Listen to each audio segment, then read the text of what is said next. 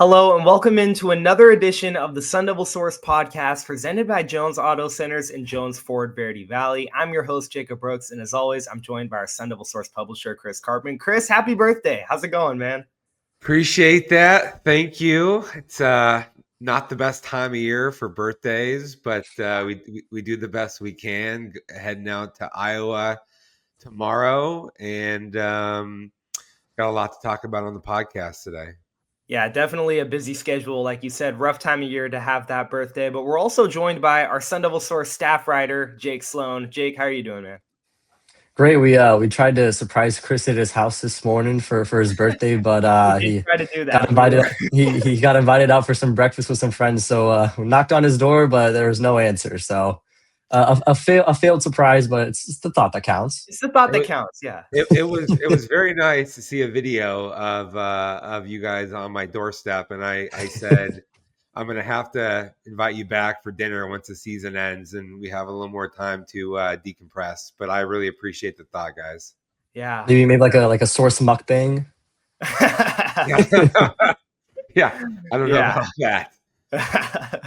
Well, we have a jam-packed episode, like Chris was talking about. Very busy time of year. In this episode, we're going to be giving you guys everything you need to know in a detailed breakdown ahead of ASU football's upcoming road matchup against the Iowa State Cyclones, a rematch of last year's Big 12 championship game, but a lot has changed since then. In this episode, we'll also have a very special guest appearance from Alec Bussey of Cyclone Alert. That's another website that's under that 247 Sports umbrella. So let's just get right into the episode. Chris, ASU is very banged up. I think your phrase last week was, you have to be living under a rock if you don't know the injuries that ASU is dealing with. What can you tell us about the injuries that ASU is once again dealing with this week? Well, it's not getting better because Sam Leavitt's not going to play. Sun Devils are 0-2 with Jeff Sims as their starting quarterback between last season and this season. Blowout loss at Utah. Tough situation going on the road to Iowa State. I think we're going to get into what ASU needs to do later on in the podcast with Jeff Sims at quarterback, but it could be especially tougher with Jordan Tyson doubtful to play due to his hamstring. Even if he does play, I think he won't be his normal self, which is tough because Iowa State's two starting corners are not going to play in this game. And that would have been an area where ASU could have probably had an advantage that now they may not be able to exploit. And then elsewhere for ASU, Xavier Alford remains out. He hasn't played in a Big 12 game yet. That's a huge thing for him. Zach Swanson's like their second or third best defensive tackle. He hasn't played. He's had multiple injuries. And then Prince Dorba's questionable. He's I think going to try to go with some type of upper body injury. And his pass rush has been pretty important to the team. And then Kyson Brown, their starting running back at the outset of the season, he's been in a walking boot and he hasn't practiced in recent weeks. So they are really banged up. I would say the positive news maybe on the injury front for ASU is that three players who played against Houston on defense, Jordan Crook, Boogie Wilson, and Miles Rouser, they didn't practice all last week. They were able to play. Well, this week they did practice.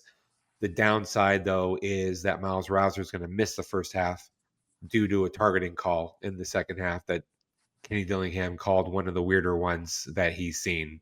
Yeah, he did. So that's a lot. Iowa State's got a few other injuries in addition to the two starting corners, but nothing on the order of what ASU is dealing with right now.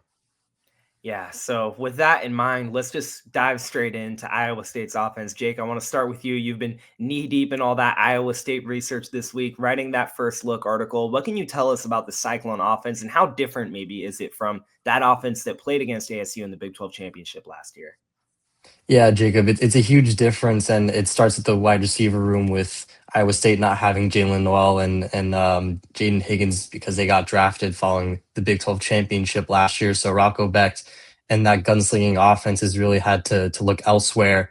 And in the wide receiver room, it's Ben Brett Eskildon, who's only caught 2 passes for 17 yards in his true freshman season. Now as a sophomore, he's blossomed with all those targets available through his 8 games so far. He's 29 catches, and then he leads the team with 409 receiving yards, 75 of which those he got on the very first play against BYU last week, where Beck just found him in a deep ball down the sideline, just burning BYU's corner. So he's definitely the guy to look out for on Iowa State's offense. I assume that Keith Abney will most likely line up with him, with that being ASU's best cornerback. That's definitely a matchup to watch for. But then when you look at the rest of the offense, Iowa State runs 12 personnel with 2 tight ends and 1 running back more than any other Power 4 team in the country. And so with guys like Benjamin Brammer, he's a very big target for Rocco Beck. Leads the team with his 29 catches. And so with how bad ASU defended Houston's tight ends last week, that's definitely a big thing to watch out for, whether they line them up in the seam, outside, which Houston did, and that caused a lot of problems for ASU. So in the passing game for Rocco Beck, he has a lot less weapons than he did in his last 2 years, where he threw for over 3,000 yards in back-to-back years. He's still almost at 2,000 yards through 8 games, so a little bit behind pace of his last 2 years, but still the talent level that Beck has is hard to recuperate for ASU's defense. But in the run game, it's more of a run by committee with Carson Hansen and Abu Sama. They both have over 500 yards rushing. I think Sama has about 60 more yards than Hansen, but it's a very 1A 1B running back room like ASU had earlier in the year with Kyson Brown and Malik Brown and Kanye Udo as well. So they're pretty familiar with that type of play style. But when it gets down to the red zone, Hansen at 6'2", 220 is the guy that they'll look for. But the biggest thing is that Beck is much more mobile this year than he was last year. Last year, he was pretty much strictly a pocket passer with his 2 NFL level receivers to throw to. He didn't have to move a whole lot outside of the pocket because he had such talented guys lining up out wide. But this year, he leads the team with 7 rushing touchdowns already through 8 games. He had 8 through the entire year last year, so he'll likely break his career record in that facet of his game. But Iowa State likes to run him down the field with a lot of QB design runs, some option plays with his running backs, and that's given ASU a lot of trouble throughout conference play against teams like Houston and Utah, where they had those triple option quarterbacks that were just running the ball down the gut, were finding open holes in the line of scrimmage, and that really gave ASU a lot of problems. But there hasn't been a lot of triple option with Iowa State. It's mainly just Beck and whatever running back is lining up next to him. So that's definitely a big thing to watch out for them on offense. But like I said, this is a gunslinging offense at the end of the day. They have almost 2,000 passing yards compared to 1,000 rushing yards. That's what Beck thrives in, and that's just the system that Iowa State runs. They average 29 points per game, over 400 yards per game of total offense. So it's definitely a very high-powered offense, and ASU is able to minimize it in the Big 12 championship last year. And with a lot of those defensive starters returning to the team this year that were a part of that team, they kind of have that familiarity with how Iowa State's offense is run. Yeah, I think Iowa State structurally is somewhat similar, but as you said there, Jake, spending a lot more time in 12 personnel. In fact, more than 60% of the time with 2 tight ends on the field.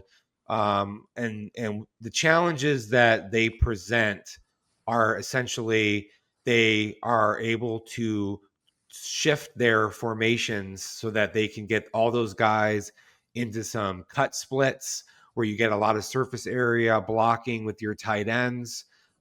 If opponents go to a 4-2-5 nickel, then you got that nickel defender and your safeties who are going to have to be very physical in the box to stop the run game against the 2 tight ends. But then because of the versatility of those tight ends, they're able to spread them out or just run a lot of routes for them out of those condensed splits. And that creates a lot of problems because you can get bigger bodies posting up on defensive backs. So their whole thing is really trying to create mismatches. And ASU's, as we'll talk about a little bit more in the second part of this, the follow on, but they've struggled against the athletic tight ends that have that ability to go make plays on the football. And I would say that Benjamin Bramer, in particular, for Iowa State, one of the better, more athletic tight ends that ASU will have faced this season. He's got a team leading 29 catches. So Eskildson is more of their perimeter wide receiver, vertical threat, big play target. They're going to try to get him on some. He ran a little bit of a double move that got a BYU cover 3 defender hanging out, getting his eyes in the backfield and getting him beaten vertically. So that's a concern. But really, I think it is they want to do play action runs out of their cut splits, get the ball. They have their Thunder and Lightning. Abu Sama is he's one of the faster running backs in the Big 12. He's an athletic guy. You got to be careful with him getting onto the second level or off tackle runs.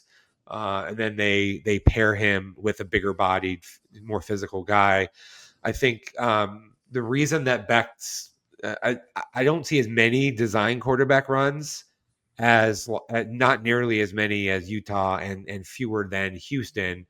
Some of what they've done is it's been mostly QB sneak stuff around the goal line. They've had a weird tendency to have plays end up a yard or two short of the goal line, and in those situations, they've done a very good job of getting backed.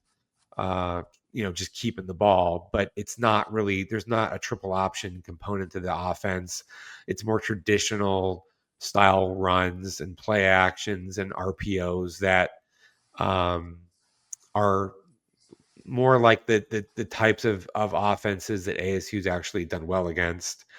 And Becht is, for being somebody where Iowa State throws the ball a lot more than it runs for production wise. He's doesn't have like the NFL, arm, height, weight, size attributes.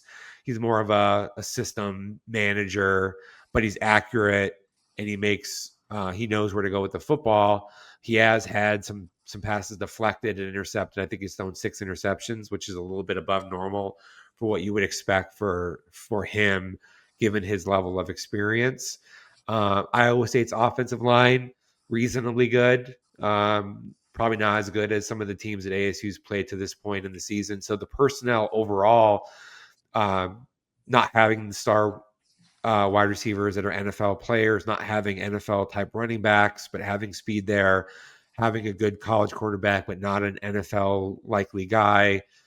The overall personnel is probably not as good as what ASU has seen in several games this year. Yeah, like you mentioned, Chris, there are some aspects of Iowa State's offense that could bode well for ASU. ASU's defense has been a talking point all season. There was the stellar performance against Texas Tech. Then there have been other performances that haven't been as well. Jake, what's going to be the key to ASU's defense having the type of game like it had against Texas Tech as opposed to some of its other performances throughout Big 12 play? I think it'll really come down to how they defend Bramer. Like Chris said, he's a very athletic guy, had a crazy one-handed catch against BYU. So with ASU's Nichols, Kendrick Breedlove, and Montana Warren, and maybe even Kyle McDonald, depending on the personnel we see out there. But they're going to be tasked with defending very talented and very athletic tight ends. And I think they're just going to have to stay disciplined and not bite on those hard play action fakes that Chris talked about. I think that's going to be very important. And then another thing is ASU's pass rush. It's so much more improved. They have 22 sacks through 8 games this year. They had 24 all of last year. Kenny Dillingham said earlier in the season that he expected the pass rush to be much improved, and they've proven him right. That's really been highlighted in Big 12 play. You talked about how impressive they were against Texas Tech, where they had a lot of pressure on Texas Tech's quarterback. But even in the second half last week against Houston, they still held up pretty well after Houston got up to an early 17-0 lead. They forced a couple 3-and-outs and stalled out a couple of Houston's drives to allow ASU's offense to work itself back into the game. So they're coming off a week where they allowed 24 points, which is right on par with their season average. But I think the pass rush will be very important against I would say below average Iowa State offensive line. They've given up 16 sacks, which is the fifth most in the Big 12. ASU's obviously given up the most with 24, but with this offensive line and the talent that's on ASU's D line and the linebackers and just that front six, I think will be very important to how they can help just kind of dictate the flow of the game, which they did so well against Beck last year. Yeah, I think this is a little bit more like a Baylor TCU type of opponent. Those teams didn't really run the football all that well or in a determined fashion. I think ASU, pardon me, ASU needs to make sure that it doesn't allow Iowa State's run game to get established. And then by turning Iowa State and back into more of a passing only type of a team, that allows a better ability to manage the weapons that Iowa State has, whether that's Bramer, who you can't let shake loose, or Eccleston on the perimeter. You got to be able to just kind of know where those guys are at and make sure that they're well covered. If the play action stuff gets going from the condensed looks, then that causes a lot of problems because you're going to have too many defenders rolling downhill against those easier release routes from the cut splits. And that's where you can get into a lot of problems. So whole key really is first quarter into the second quarter, ASU's got to force Iowa State to pass the ball in early downs to be able to move the chains. And by doing so, it should be able to have more takeaway opportunities, more chances for its pass rush to be able to pin its ears back and make an impact on back. So I think that there's a reasonably good chance that ASU's defense can have a good game. Iowa State for passing a lot, it doesn't have that as much big play potency as a lot of the teams that ASU's played to this point in the season. And even on the road, ASU probably shouldn't give up more than 20-something points to this team, even with some of the other issues that we're going to talk about subsequently. Now let's switch things over to Iowa State's defense. As Chris mentioned in the outset of this episode, Iowa State is going to be missing its top two corners. But outside of that, Jake, what should Sun Devil fans expect to see from the Cyclone defensive unit?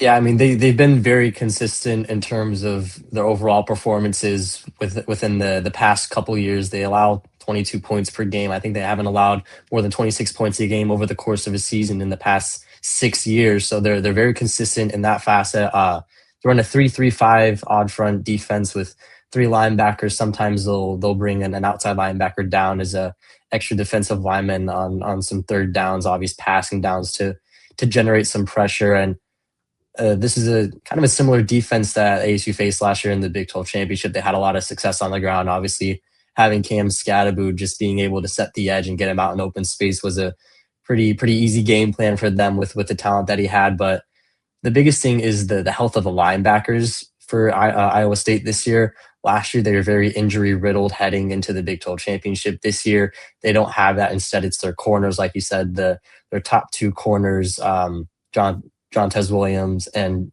Jeremiah Cooper being out with ACL injuries. They really don't have a whole lot of injuries in that linebacker core. The only guy that really kind of stands out that would be a big miss if he were to be out is Will McLaughlin. He's right now questionable. Is tied for the team lead with 2 sacks, picked up both of them against BYU, and then left in the second half with an injury. So that would be quite a loss for that linebacker core. But on the defensive side, they're pretty sound. Their leading tackler, defensive back Marcus Neal, is 54 tackles, 6 tackles for loss, and 1 sack. They don't generate a whole lot of pressure on that line, having an odd front. They only have 10 sacks on the year, which isn't a ton. Talked about ASU having 22 already towards the top of the Big 12. They also have 2 forced fumbles, so they're not generating a ton of turnovers. They're mostly just forcing teams on a lot of early 3-and-outs. They did very well against BYU to open the game in terms of that and jumping out to a big lead. But then in the second half, BYU just was able to figure out a game plan that was able to consistently beat Iowa State's defense down the field. But on their D line, even though they only have 3 D linemen out there, their defensive tackle, their nose tackle, Dominique Orange, apparently they call him Big Citrus over there in Iowa State. He's not the best tackler, but he's very physical. He wins at the point of attack, and he's an NFL level talent. He's a big physical guy that just being in the middle of that defensive line that really helps anchor them.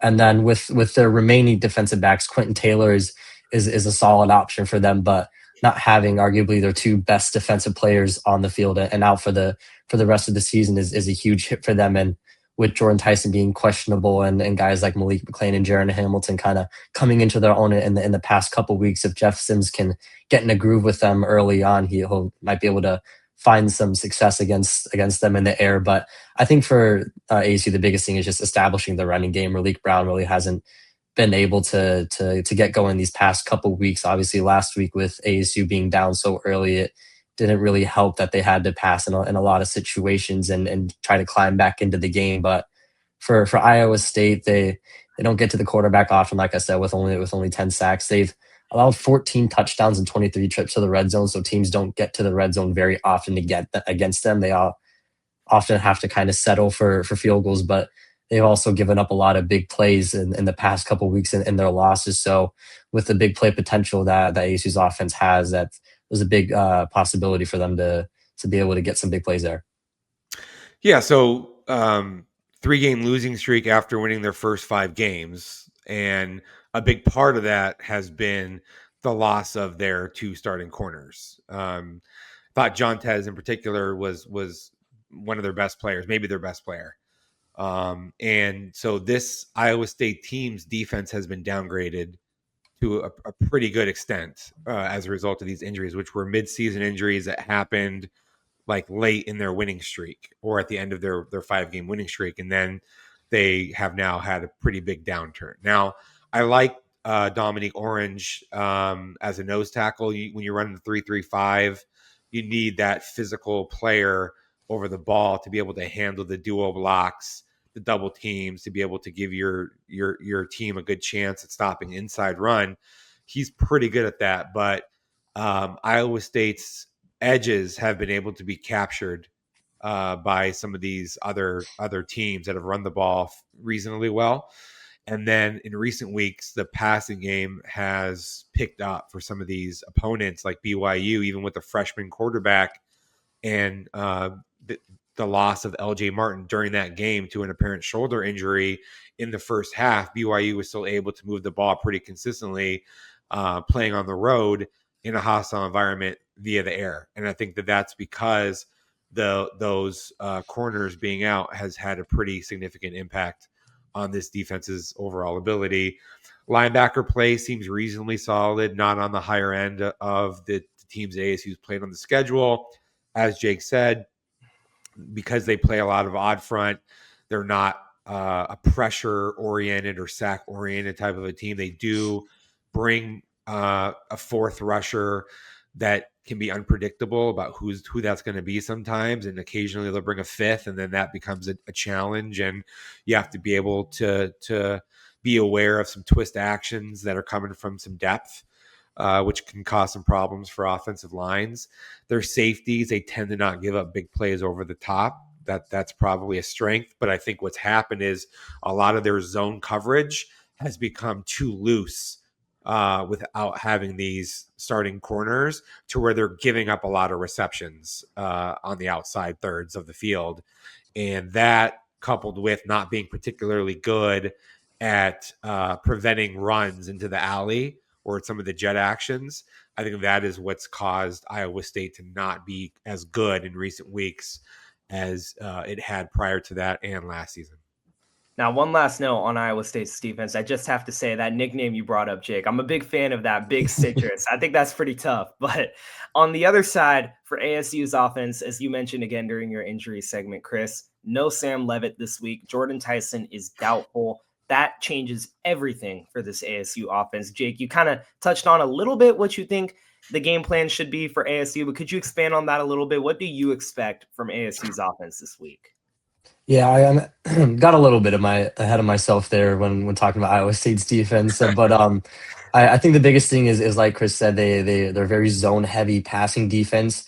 They kind of force opposing quarterbacks to just sit in the pocket, make reads, which for BYU's freshman quarterback Barry Bachmeier, he did a very good job of that. Obviously, how excuse me, athletic he is getting outside of the pocket. That definitely helped him a lot. But what I noticed when I was kind of studying that game is that Bachmeier was able to find a lot of soft spots in the zones, and his receivers were very good at finding that. And with Tyson being doubtful if he's not able to play, he's somebody who is so good at just sitting down in the zone where Levitt was able to find him open between a couple defenders. So not having both of those guys will be very unfortunate for ASU's offense. But with how Jeff Sims played against Utah, he didn't make any big mistakes. A couple drives stalled out on offense, obviously, but because they got behind so early, it put him in a very tough situation for starting his first game of the season on such short notice, just a couple days notice. So with him getting a full week of practice with the first team now, and with Tyson not practicing, so Sims able to be able to connect with every receiver that he knows for a fact will play, and whether or not Tyson is added into that equation is time, only time will tell. But for Sims, I think the biggest thing is just making sure that he doesn't make those mistakes going into the year. Kenny said that Jeff Sims is one of those type of guys where he 85% of the time he's great. Those he's just trying to limit that other 15%. I think he did a great job of limiting that in the Utah game. He didn't throw an interception. He didn't create any situations where the defense could have picked him off. He handled the pressure fairly well. But I think it starts on the ground, like I said. If ASU can set the edge with their offensive tackles and get Malik Brown and Demarius Robinson in a bit of a groove there, I think that'll be huge for them, especially early on in the game, just kind of trying to wear down that front and going into a hostile environment like Iowa State. They're 26-7 at home since 2020. They've just lost their first game at home this year, coming off a 3-game losing streak. They're going to be hungry to end that and get that bowl eligibility secured. So I think the biggest thing is establishing the running game, and then that can kind of allow Sims to settle into the game, not get ahead of himself too much, and just allow him to find his receivers, maybe even the tight ends as well, get them in some slip screen action, some delayed action where he can make easy throws and get his playmakers in open space, especially with how often ASU runs 12 personnel with guys like Shimon Mateer, Cameron Harple, and Kamari Anderson. They were big in ASU's almost comeback against Houston in that second half. Levitt and Sims, when they were both in there, were looking down the middle for Harple and Mateer. And so I think getting the tight ends involved early, and then just increasing Sims' connection with the receivers over the course of the game will help play into if they're able to establish the run game. I think it just starts with that. You really have to you got to get the ground and pound going early if you want to be able to just keep an open game plan against a defense like this. Yeah, I would build on that by saying that ASU needs to have more design runs for Jeff Sims. We saw what Utah did with Dampier, and we saw what Houston did with Wegman. That's what ASU needs to do.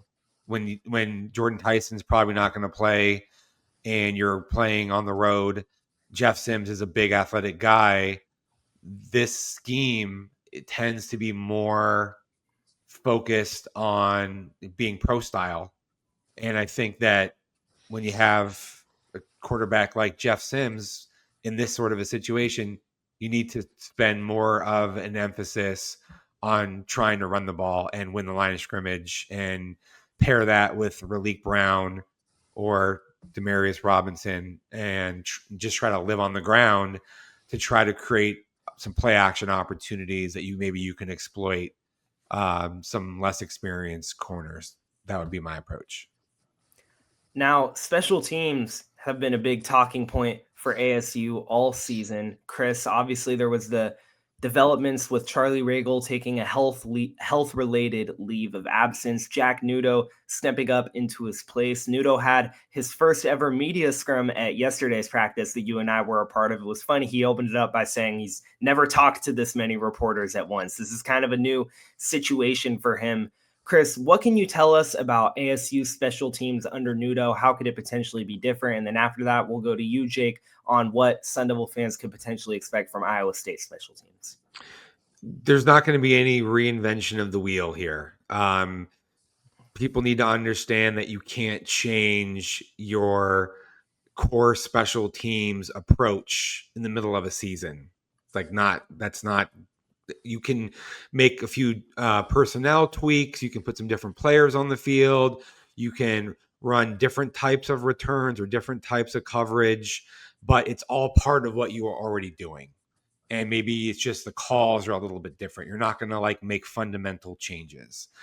Jack Nudo has brought a few wrinkles of his own. He had a pool noodle out there that was wrapped around Raleek Brown when he was fielding punts to make sure that he keeps his arms up, I guess, and is focused on developing the proper skills versus basket catching. But those are things that are going to take time and a lot of reps to be able to improve guys from a skill level.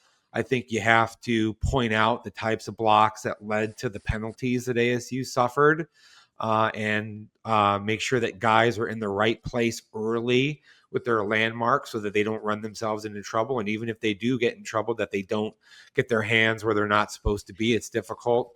Nevertheless, pretty important when you're going on the road in this type of a situation. Zechariah Sample showed that he has some capability as a punt returner. So let's see how that unfolds. And then Tyler Wigglesworth replaced Cade Davis after the bad snap on the first missed field goal. And I think that he'll probably be somewhat reliable is my guess based upon what we've seen from him snapping in practices and last year when he had to play. Ultimately, you got to be able to make field goals on the road when you have your backup quarterback and avoid big plays that you give up in special teams or have costly penalties. ASU hasn't been able to get out of its own shadow in those ways, and that needs to happen this week. Yeah, Chris. Iowa State had their own punt troubles against BYU. It came late in the second half. It was a muffed punt. It was a very shallow punt from BYU. The Iowa State punt returner tried to point towards the ball to get his players out of the way, but it just bounced off a Cyclone's heel, and then BYU jumped right on top of it, scored to take the lead, and then that was just kind of the nail in the coffin for that game. So it was a untimely mistake, but in terms of penalties, BYU is also very disciplined. They only have 33 penalties, which is the second least in the Big 12. In terms of their punting, though, they're fifth in the Big 12 with 42.3 net yards per punt. Tyler Perkins is a pretty solid punter. ASU's had some punting troubles with Canyon Floyd being injured throughout the year, still trying to work back from that quad injury. But Perkins has been very serviceable for Iowa State. They know they can get at least 40 yards out of him every punt, and flipping the field is very important. And we've seen that across games for ASU, how that can kind of dictate the flow of the game. So for Iowa State, they have that ability, which is very important. And then for their place kicker, Kyle Conradi is their main guy. He's 9 for 11.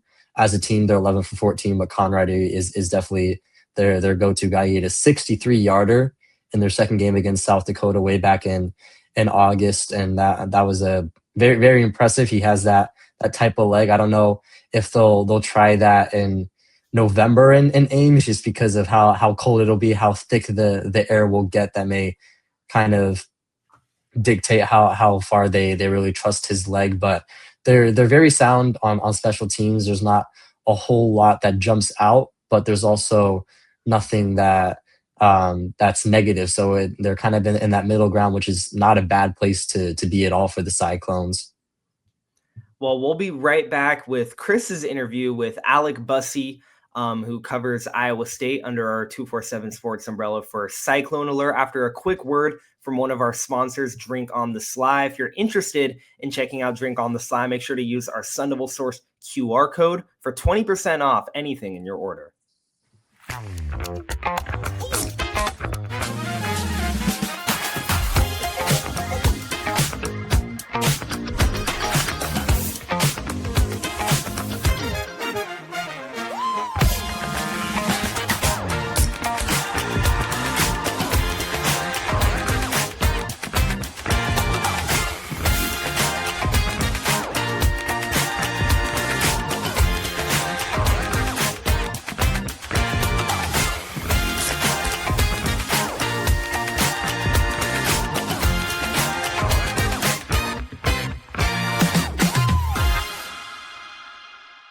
All right, welcome back to the Son of a Source podcast presented by Jones Auto Center. Joined now by Alec Bussey. He's the publisher of Cyclone Alert, covering Iowa State for 24/7 Sports.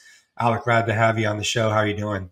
Good. Thanks for having me. Certainly not the thought that this game was going to have like 3-4 weeks ago. I think if you would have thought College Game Day was going to a Big 12 game early in the season this weekend, it probably would have been Arizona State, Iowa State, and rematch of the Big 12 title game. But it should still be a pretty good game this weekend. And I'm excited to be able to be named for a rematch of the Big 12 title game, of course.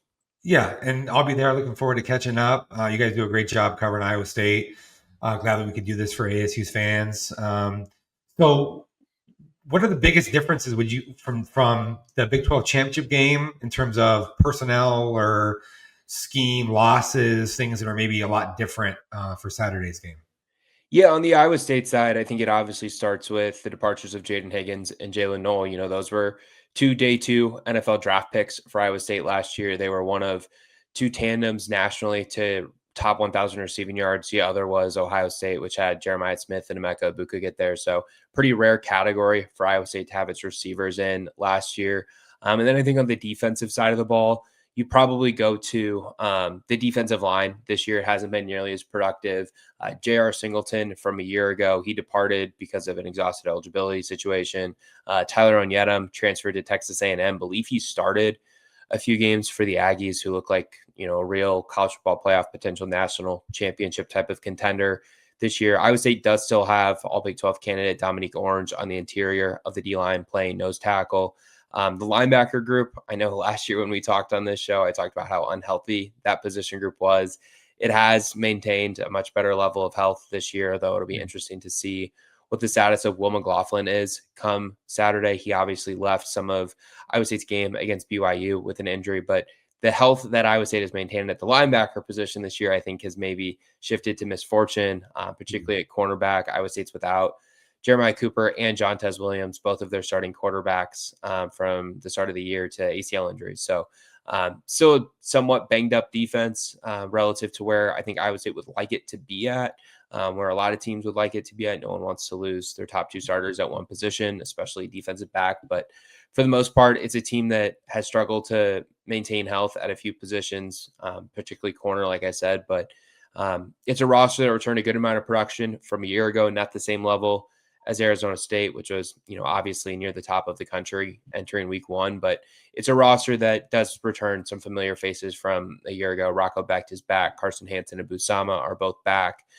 The tight end names that Arizona State fans might know, Benjamin Bramer, Gabe Burkle, they're both back from a year ago as well. So there are some familiar names that I think Arizona State fans will remember from the ESPN broadcast last November, December, but there are some new contributors as well.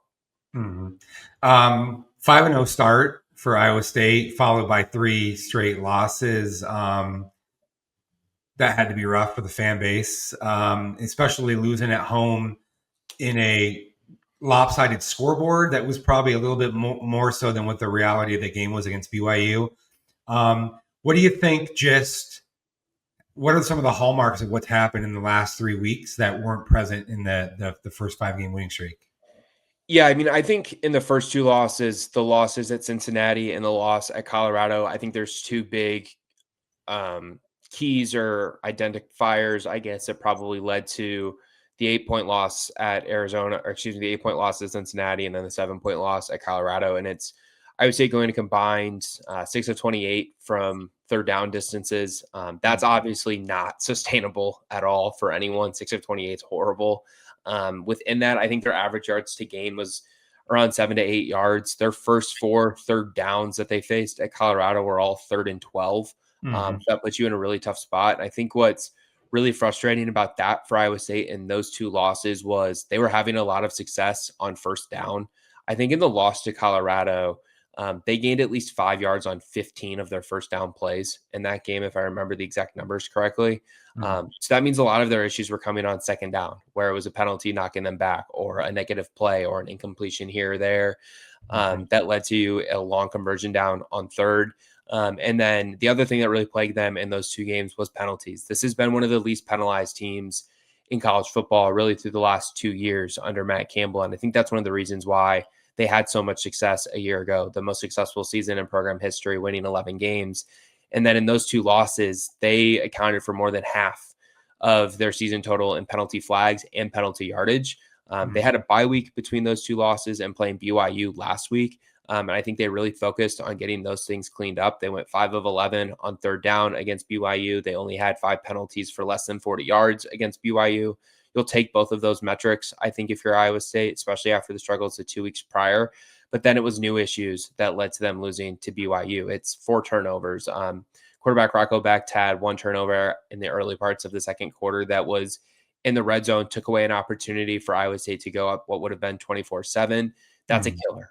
Later in the game, he has an interception that turns into a pick 6. Really nice play, frankly, by the BYU defense that jumped a route, caught it, went the other way untouched for a score. And then the third interception was late in the game. It was kind of a heave. It was a 3rd or 4th down play, and they obviously had they were down 14, I think, at that point. So they had to kind of score there, get an onside kick, and then obviously recover it and score again. So that one's not as costly as the other 2. And frankly, I think the first one is more costly than the second one because it was just a really bad throw.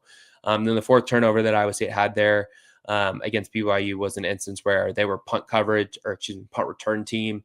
One of their gunners or blockers, I guess, Benny Ngoye, a backup cornerback and special teamer, was engaged with a block too long with the BYU player and essentially got blocked into a bouncing ball because Iowa State's punt returner, Aiden Flora, either didn't communicate loud enough or Ngoye didn't hear it. The poison word or whatever phrase Iowa State uses, the ball bounces off of his foot or his ankle, shin, whatever it was, and BYU recovers it, get it, score a touchdown. And those are frustrating things. Like Iowa State's not talented enough to overcome those types of things and still win football games. So to lose by 14 despite turning it over 4 times, one of them being a pick 6.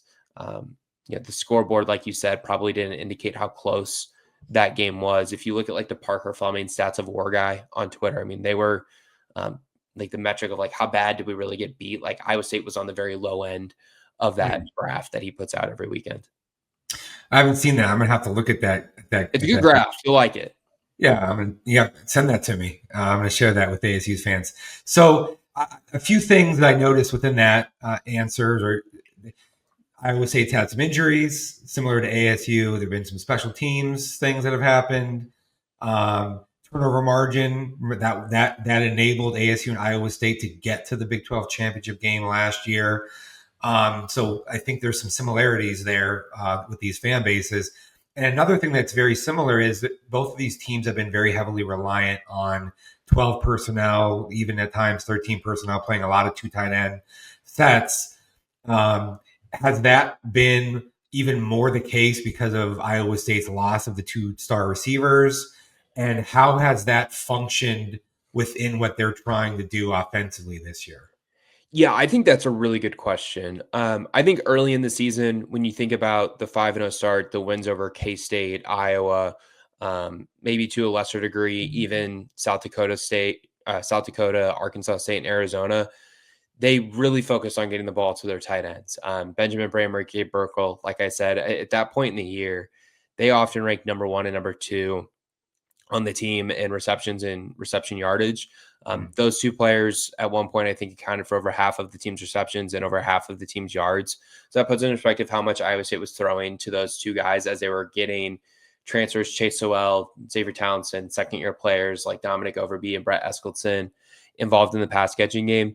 But then during the first 2 losses of the losing streak, you kind of started to see them go more and more to the emerging receivers, whether that was Sowell, Overby, to a lesser degree, Overby, Eskildson, and Townsend. And then they came out against BYU and had more emphasis on throwing the ball to the tight ends, which I don't think was just a coincidence. They got Tyler Moore involved. They got Cooper Alexander involved, who was the second-year player for them as well. So I do think that the tight end usage that Iowa State has is something that they're proud of. I think they're really proud of the depth that they have in that room and the amount of guys that they can bank on to kind of make plays for them in the passing game. And I think that Brammer and Burkle are certainly at the top of that. Burkle's a little bit more of your like prototypical body type at tight end. He can block a little bit more effectively than I think Brammer can, who's more of a fluid route runner, speedster. As a freshman in 2023, he was an All-American by both 24/7 Sports and The Athletic. So that puts into perspective the type of talent he has. A year ago, he got dinged up, hurt his knee and Iowa State's home win over UCF, and it led him essentially missing the rest of the season, aside from a couple snaps against Arizona State. I mean, he was essentially a non-factor in the Big 12 title game. I think he tried to go because it was the Big 12 championship game, and there was that on the line, along with the college football playoff selection on the line. He didn't make much of an impact in that game, but that's a name that I would be more aware of if I was an Arizona State fan heading into Saturday's game compared to a year ago where, he was hurt. Got you. And with the D-line maybe not playing quite as well as hoped and the cornerback injuries now, where is this defense at? Like, what did you see against BYU that wasn't working? BYU lost its star running back. Freshman quarterback still was able to have reasonable amount of success there. So where is this defense at for the Cyclones? Yeah, I mean, I think entering the season, defensive line was a position group that I had personally identified as a potential concern. Dominique Orange is a star, and he's a really good defensive tackle on the interior. He'll eat blocks. He'll stuff runs that go up the middle. He's probably a top 2 or 3 round draft pick at worst. Like, I think that there's a chance he's a first round pick. He's been mocked there, I think, by Dane Brugler of The Athletic. So, like, that's not just some random NFL draft projection guy. Like, there's so many of those people out there. So that has extra credence to it. Mel Kiper ranked him amongst his top 5 or 10 nose tackles earlier this fall too. So, like, he's a legitimate high level prospect on the interior of the D line. They just don't have enough that comes off of the edge on the defensive line, and their defensive scheme isn't necessarily designed to create a lot of pressure on opposing quarterbacks. They have just 9 sacks on the season. 2 of those sacks came against BYU. Will McLaughlin, the linebacker who is described as questionable this week, had 2 of those sacks. I wouldn't be surprised if they kind of have to start bringing some extra pressure from their linebackers. McLaughlin would be a candidate for that. I also think you could see Caleb Bacon be a candidate for that. He missed all of last year, essentially, aside from 5 snaps in the season opening game with a knee injury. I think he's someone who they believe in his rush abilities to make plays there. And he's had a fairly good season coming back from injury. And then I think at one point I turned to another report in their press box against BYU, and I said, their like zone defensive principles just aren't great right now. Like, there's too much cushion between the pass catchers and their route trees and where the Iowa State defenders are at. Like, it was too easy for pitch and catch. And then also, like, give credit to BYU. They had a touchdown. Parker Kingston had a ball that he kind of mossed. Iowa State defensive back transfer Trey Bell, who came to them via FCS Lindenwood in the end zone right around the goal line, that led to a score. They had some other contested catches, but I think far too often it was too easy pitch and catch stuff. So I think that those are things that you might see them kind of try and add to, but it's hard when your scheme has been so successful for so long. Like, their 3-3-5 stack defense has been one of the Big 12's 5 best since 2017, 2018. Matt Campbell's second or third year here with defensive coordinator Matt Campbell. Like, it's hard to want to change and evolve that. But I also think Big 12 offenses in 2025 look a lot different than they did in 2017, 2018, where, it was your stereotype that people still kind of think of with the Big 12 of, 65, 63 type games between Baylor and TCU and Texas Tech. Like, those don't happen as much as they used to in this conference. Rocco Becht, he's not like, he's a pretty good athlete, but he's not like one of the most athletic quarterbacks in the conference by any stretch, but he's scored a lot of touchdowns this year on the ground. Has that been just something that they're particularly good at around the goal line, or what's enabled that? Yeah, so I think he has 10 total rushing touchdowns on the year. I think 3 of those are QB sneaks, and I think all of those came in one game. Matt Campbell actually had a funny joke. I think this was the Arizona game, where he's like, we're the worst team in the country at getting tackled at the 1-yard line. Like, it was said in jest, but it was like, there's some frustration. It's like, quit getting tackled at the 1-yard line so we don't have to run another play or two and risk something going wrong. They are good at the QB sneak thing. It's something that they did a lot of last year as well. Beck's pretty aware of where he needs to go to, and the interior of their defense, of their offensive line, is pretty experienced from a snap perspective. Jim Boniface is in his second season starting at center.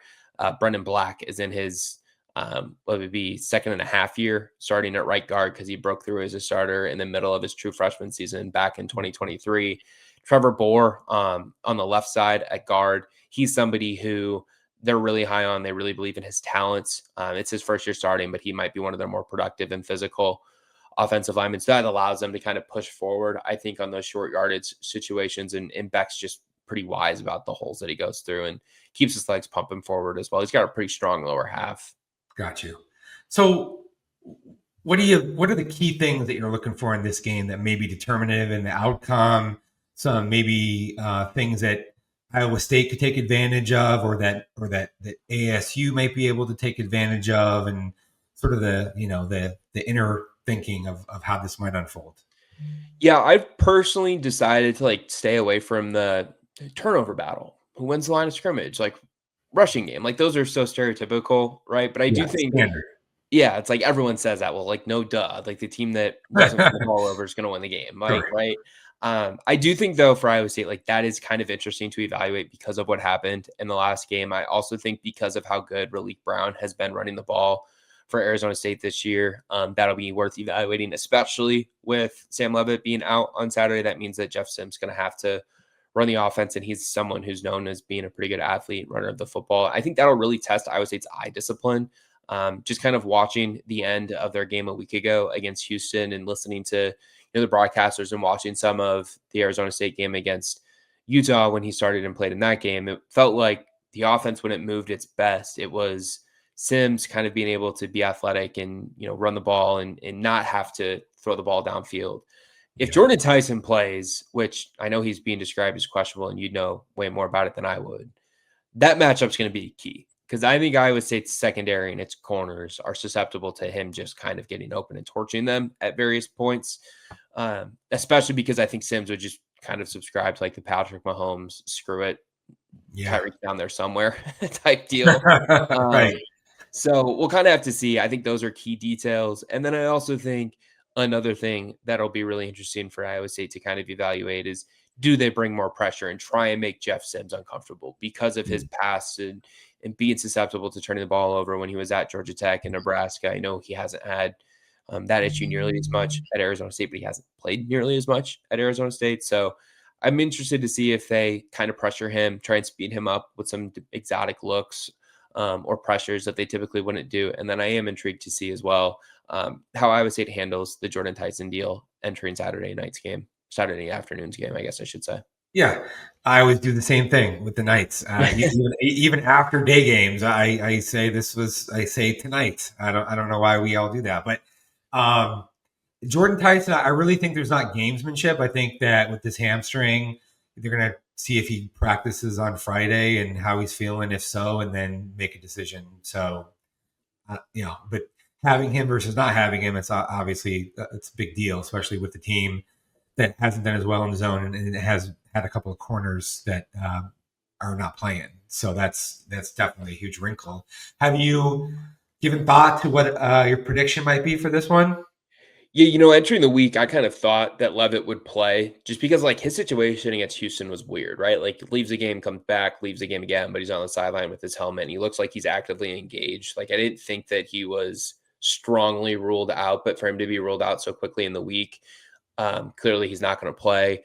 The Tyson situation, soft tissue, hamstrings, those generally take longer to heal than I think the average person would like them to. But then Tyson also played through a hamstring injury and had the game-winning score against Texas Tech a couple weeks ago. So I don't know what their availability is. I do think 7.5 points is too many points though. Regardless of whether or not Tyson plays, because as an Iowa State team that until they beat Arizona earlier this season, it was the first time since November of last year that they beat an FBS opponent by multiple scores. So it's rare for them to beat schools by more than 8 points. They generally play a lot of close games. This is a team that has played a lot of close games, even against not very good opponents. You think about Kansas State, they beat by 3. You think about the game at Arkansas State, they won that game by 8 and didn't look particularly good doing it. And I think that in revisionist history, you could identify those as potential red flags for this team where, K-State got off to a really slow start this year.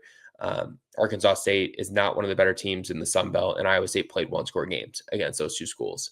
I think that it's fair to expect this to be another close game. So I haven't thought too much about a score prediction yet, but I do think 7.5 points is a lot. And I don't know if I would be that confident in taking Iowa State to win by at least 8. So my prediction for your prediction is like 23-17 or 20-17. Yeah, something like that. Like, I think if Iowa State wins, it would be less surprising. They're the home team. They don't have their backup quarterback playing. They're not missing a potential first-round draft pick at receiver, along with a really good edge rusher in Prince Dorba. But I do think that, they're the home team. I think that they're probably due for a win to some degree as well after losing 3 straight, that they can totally win, and I wouldn't be surprised. But if they lose, I'm also not going to walk out of Jack Trice on Saturday afternoon. I did it again. We all do it, I'm telling you. And be shocked if they fall again. So it should be a close game. It should be pretty competitive. By the time that we walk out, it probably will be at night. So that wasn't actually dark. It'll be getting dark. Yeah, for sure. All right, maybe this is the most important question that I have for you. A lot of ASU fans traveling to this one, and they always love the recommendations of the people who are local, spend a lot of time there. So in Ames or Des Moines, which is less than an hour away, right? Yeah. What do you suggest? Food, pregame, going out at night, maybe after the game or something, because of the status, or any other suggestions that you might have? Talk as long as you want. Yeah, if you're going to be in Ames, the cafe is a pretty popular place. They have really good desserts. Menu isn't super large, but it's got lots of things that generally most people like. That's one of the places that my fiance and I really like. My family visited back in January or February, and we took them there. My mom swears by that place. So if you're in Ames, I would recommend the cafe. If you are into pizza, look up Dave Portnoy's pizza reviews and pick your place there from Ames. There's a couple different places that you can select from that he reviewed. I would trust his pizza reviews more than myself. I am a very inexperienced pizza review guy. I do love pizza. It's my favorite food, but take the man who's done thousands of pizza reviews word for it. Sure. If you are staying closer to the Des Moines area, which I would imagine a lot of people are, considering that's where the airport is, that they would be flying into. Really like Gentro. That's in downtown Des Moines. That's one of my favorite places. If you're staying in the Ankeny area, that's about halfway between Des Moines and Ames, just a little bit north of Ames, about 20 minutes, or Ankeny is about 20 minutes north of Des Moines. It's about 20 minutes from Jack Trice Stadium. 30 Hop is a really good place. I would highly recommend checking out the District. It's kind of like a strip mall entertainment type district area. There's bars, there's restaurants that you can kind of pick from. There's various Jethro's barbecue locations. There's a couple in Ames. I know there's one in the district area, like I said, in Ankeny, and there's a few throughout the Des Moines area as well. So if you like barbecue, check out Jethro's. It's a more popular, famous place as well. And then Boulder Tap House is another place in Ames that I know a lot of people like. It's more of like your sports bar type vibe. Lots of TVs in there, which obviously if you're traveling, you care quite a bit about college football. So you probably want to be able to watch whatever Saturday night games are most appealing to yourself. Jethro sounds like a place for me. I love pizza too, so maybe I'll have to figure out, Friday, Saturday night plans. But really, really insightful stuff, man. Alec, appreciate you so much. Looking forward to seeing you on Saturday.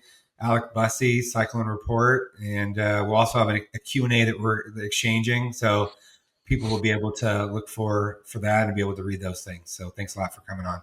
Yeah, no, thanks a lot, Chris. I appreciate you. You're one of the best in the network, so thank you so much for having me. Very nice. Thank you.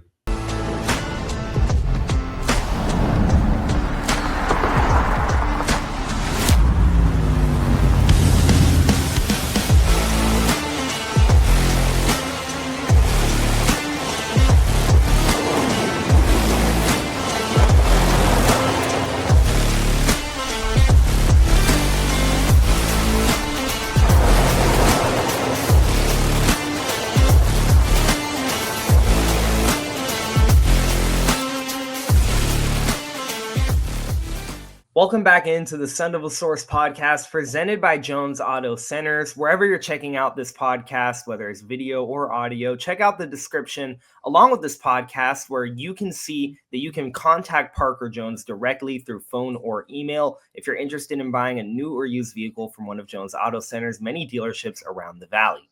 Parker Jones and Jones Ford Verdi Valley have been huge supporters of ASU's NIL efforts over the past several years, so we're proud to have them as our presenting sponsors, and that gives you Sun Devil fans another great reason to make them your go-to if you live in the Valley and need a new or used vehicle. All right, guys, let's get into that last big section of the episode, keys to the game and score prediction. Let's not waste any time. Jake, let's go to you first, then Chris, then me. I think the keys to the game are strictly on offense. I think it's what Sims can do and it's what the run game can do. I think those are the two big things. I feel like we know what ASU will get out of their defense with so many returning starters familiar with what Beck and the rest of Iowa State's offense is all about. Obviously, Bramer at tight end is going to be a kind of a key for Iowa State and what he can do. But I think on offense, if they can establish the run game and get Jeff Sims comfortable in the pocket and outside the pocket, like Chris said, with maybe some design QB runs, I think that'll bring a lot of success. And with that being said, I have ASU coming out with a win, 23-20. I think for the second year in a row, they'll secure bowl eligibility on Hollow Weekend. Last year, I was at the Oklahoma State game in which they did that. So hopefully this time around, there's no tornado warnings the night before the game. I could definitely do without that. Yeah, that was crazy. The night before the game? Oh, I thought it was it the night before the game or after? Oh yeah, maybe, I don't know. I forget. I think it was the night before the game, and then during the game we had that like 3-hour weather delay. It was quite the weekend to say the least. Yeah, absolutely. That's a flashback. I think most important key to the game is Jeff Sims has to play well, and mostly that will require him having success as a runner, in my opinion. If he has to be a pocket-oriented passer, and with most of the production coming via the air, that's probably not going to work for ASU. It's going to have to be some combination of Raleek Brown and or Jeff Sims running the ball, pounding it, having some big plays, Iowa State getting body blows that are cumulative and have an impact later on in the game. I also think avoiding special teams blunders, super important for ASU in the game. You gotta play super clean to be able to win with your backup quarterback and have some of these guys banged up. And then the other thing I would say is stopping the run and making Iowa State have to throw the ball to sustain drives and put points on the board. Obviously, it goes without saying, like, turnovers are super important and these, things everybody says, but mostly this is going to be a Jeff Sims and don't hurt yourself with big plays and or special teams blunders. If that happens, ASU's defense, I think, will be good enough to be in the game all the way until the end, but I can't give ASU the projection in this one because having a backup quarterback on the road in a tough environment, cold weather, all that seems a little bit too much.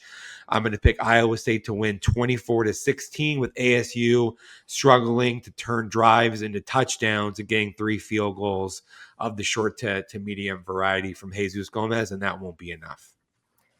Well, Chris, that's really funny because my score prediction and keys to the game were very similar. I took a little bit of a different angle. I think that everyone's going to say that this falls on the shoulders of Jeff Sims, and to a degree it does. But to me, it falls on the shoulders of Marcus Arroyo. My biggest key to the game is, can Arroyo set Jeff Sims up for success? Because what we saw from that last drive against Houston, those last 2 drives, and then his time against Utah in a tough road environment, is that Sims hasn't really made the big mistakes yet. So if you know what you're getting from him, which is that he probably might not make that big mistake here, it's on Marcus Arroyo to set him up for success, because I think that Sims has a very clear floor and ceiling. And if Arroyo isn't scheming guys open, if Arroyo isn't getting the run game going and getting that quarterback draw, quarterback power game going to kind of open up the field a little bit, and if ASU is getting a bunch of 3 and outs, then I don't think there's a world where Sims can lift up the offense to overcome that.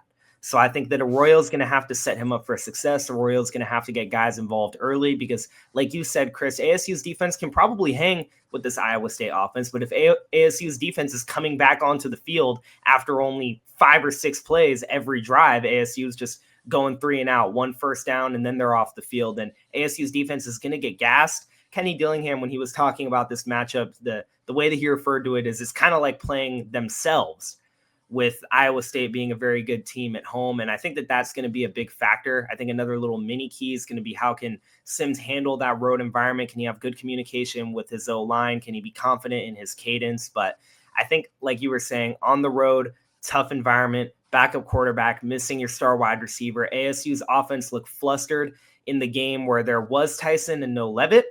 And then ASU's offense looked flustered in the game where there was Levitt and no Tyson. So with both of them on the road, I just don't really see ASU squeaking out a win in that scenario. My final score prediction is very similar to yours, Chris, but a slightly larger margin of victory for the Cyclones. I predicted 27-16. In terms of our other Sun Devil Source staff predictions, staff writer Luke Lendler predicted Iowa State to win 23-17. And then Joaquin Rodriguez, another staff writer, predicted ASU to win 20-17. And then Sun Devil Source MMJ Gabby Chernoff predicted Iowa State to win 27-20. So a little bit split across the board. I believe that's 4-2 in favor of Iowa State, if I can count correctly. Yeah. So it'll be interesting to see. Our predictions have been kind of over the place this season. We had a couple weeks where we were all really sharp. Then we had the week where we all predicted ASU to lose to Texas Tech, and then ASU wins. Then everybody predicts ASU to beat Houston, and then they lose. So a little bit of a cold spell right now. And now that we're split, some people are going to have that cold spell continue, and others are going to look smart this weekend. So I guess we'll just have to wait and see. So, yeah, I think you're right about Arroyo. He's going to have to craft a really good game plan to put Jeff Sims into positions where he can be successful. And I'm just saying, if Jeff Sims is not running the ball by design a bunch, I think it could be a long day for ASU's offense.